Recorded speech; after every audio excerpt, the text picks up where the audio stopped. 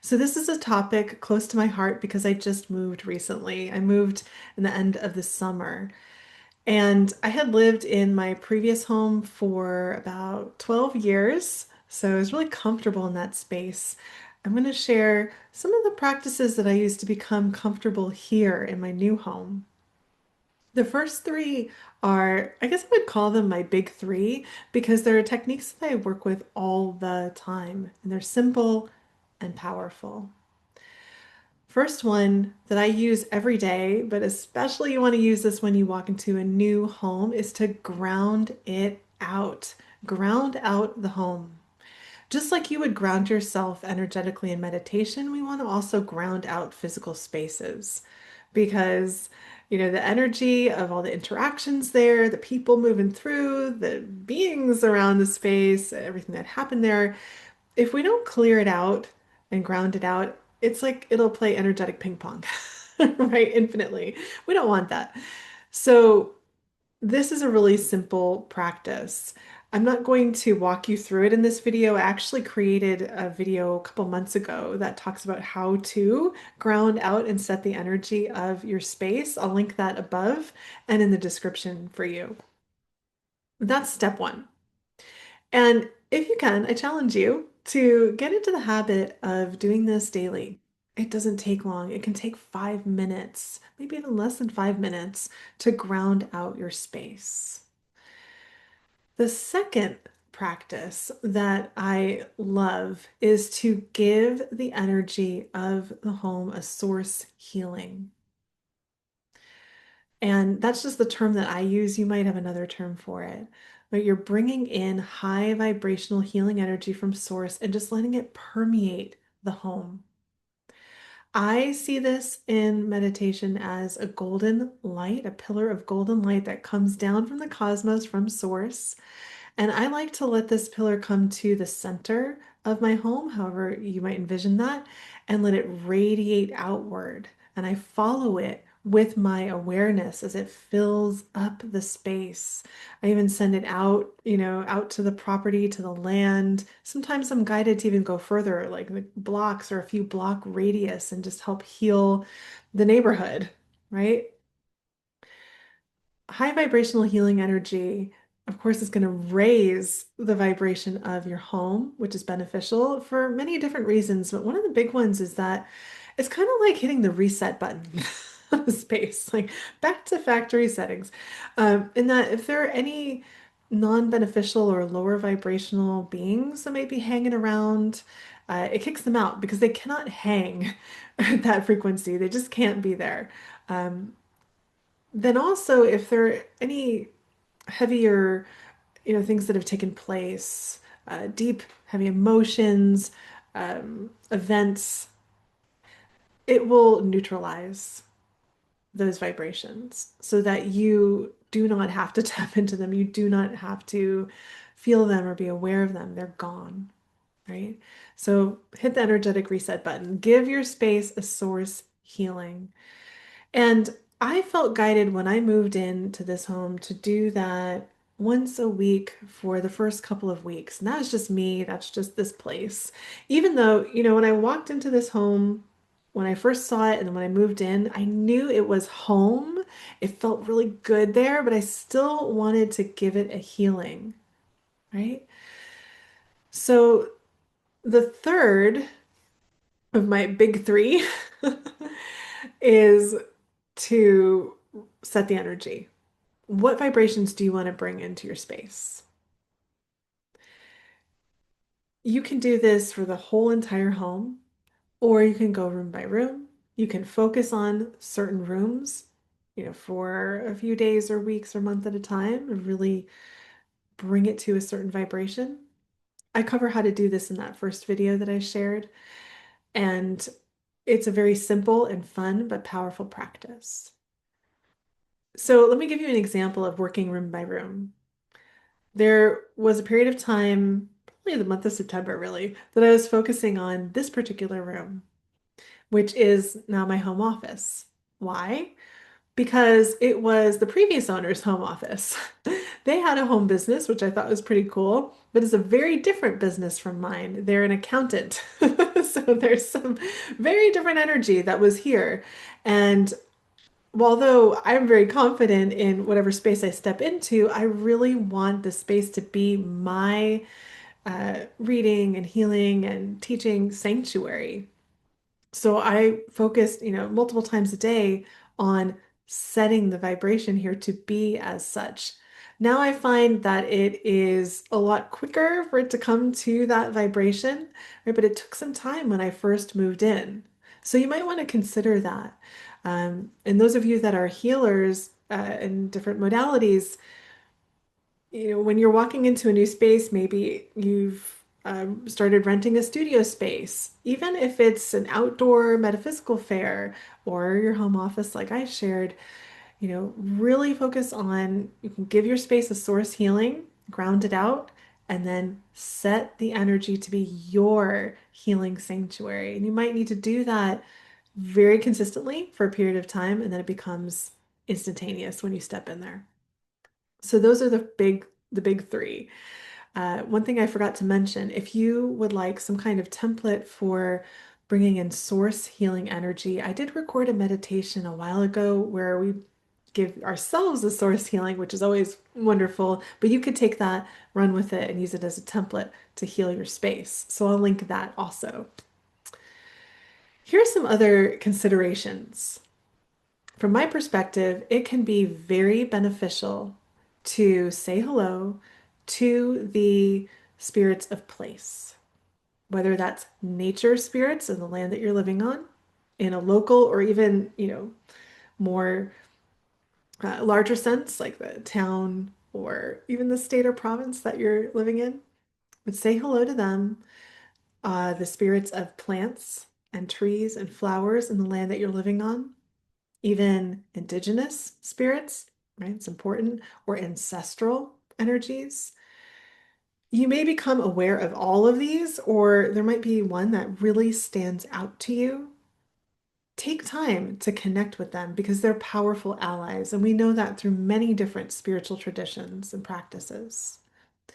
It doesn't need to be a complicated process to do this. You can really meet them with your pure intention in the meditation space, whether you're sitting inside in your own sanctuary or going outside to the land and taking time to close your eyes, get centered, and reach out, say hello.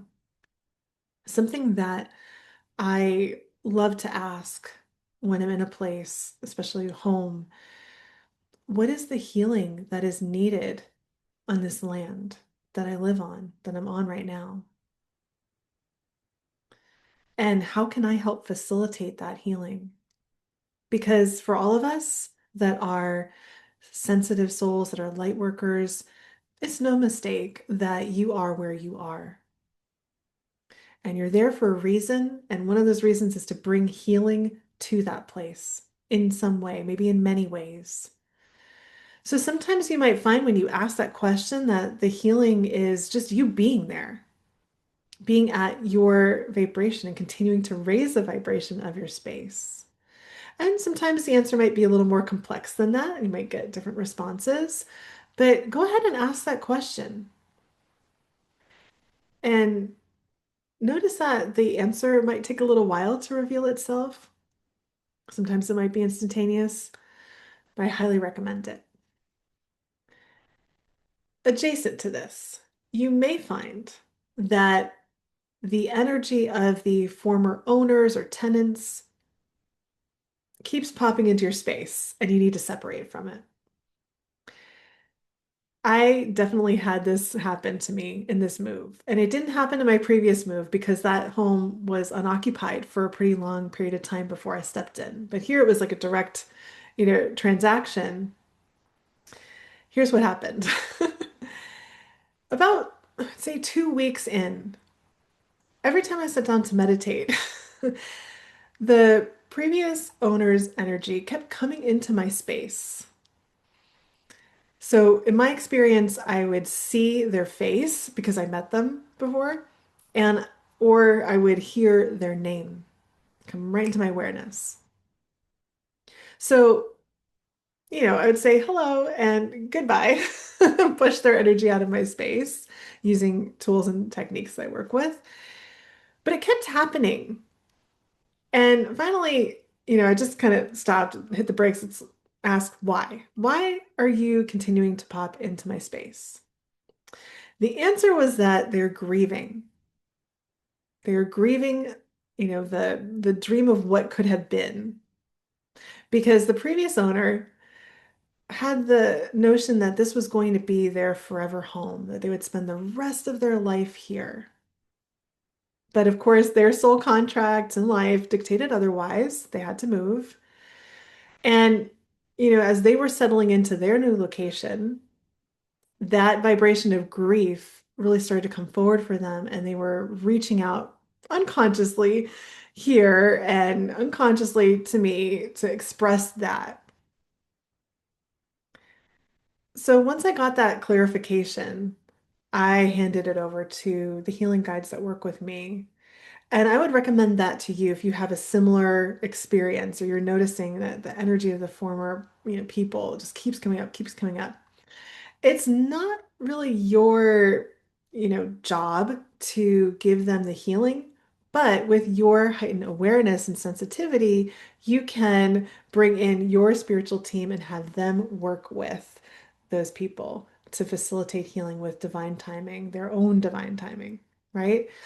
So what I noticed was once we got some clarity and I handed that over, their energy has not popped in my space since then, right? So I wanted to share that because it was the first time that's happened to me, and I thought it could be helpful to you all to hear about it.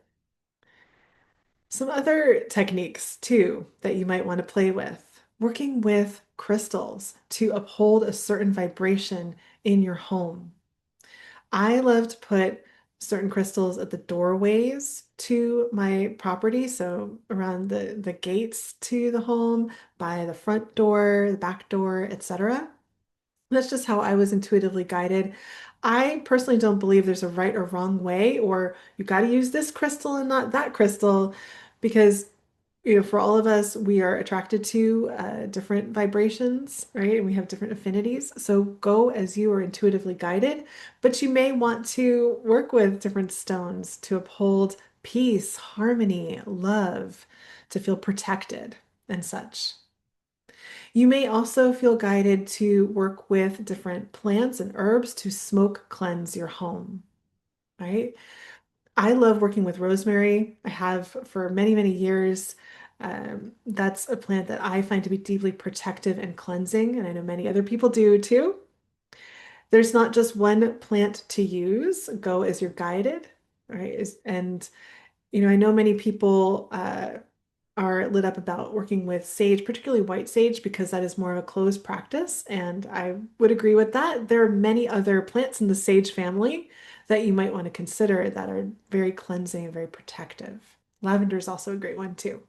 So you can work with plants to smoke cleanse. You could even use sprays if you're someone that's very sensitive to smoke.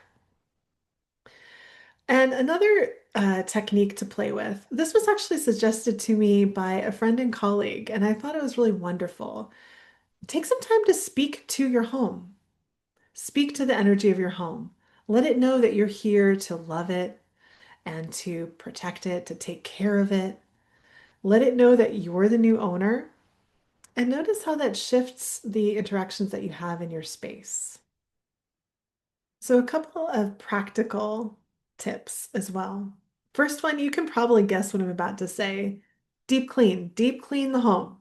First thing, if you don't have the bandwidth for that and you have the resources, have someone else come in and do it. Really important to start, clean slate, literally and figuratively. And if there are any materials from the previous owner or tenant that are in the home, I would get rid of them, donate them, whatever you feel guided to do. If you are retaining some of them, I would take some time to ground them out specifically and go into meditation and ground them like you'd ground yourself or ground the room. For those of you that love secondhand furniture, I know I do, and things like thrifting, if you're bringing in a piece of furniture that was somewhere else, take some time to clear it, ground it out, first, it makes a huge difference, really important from my perspective. So once you've cleaned it, I also would recommend repainting. You might not be able to do that right away, depends on everyone's bandwidth and resources and energy and all that. But there's something about actually physically bringing the color of the room to a vibration that you have an affinity for. It really helps to solidify your ownership of the space. You can feel a huge difference once you've done it. Even, this might not be applicable for everyone in every case, but the exterior of the home and bringing that to a color that you have an affinity for when you're able to makes a huge difference. Uh, it's funny, my previous home that I lived in for a long time, I never liked the color of the exterior, but I loved everything else about the home, so I just sort of tolerated it. And that's a really big job, so it took a while to get to it, the list of priorities. So I think it was maybe something around 8 years into living there, it was finally time to be able to tackle changing the color of the outside of the home. But once that happened, the shift was palpable. Um, and it felt, it was a level of peace that it's almost I didn't realize that it was missing until it was there in that space. And it was really funny. There are people, neighbors that would walk by from like not the next door neighbors from, down the block, and they would stop and say to me when they saw me, "Oh, it just feels so good there. It's so wonderful what you've done with the property." It's like I've been there for a long time, but they picked up on that shift too.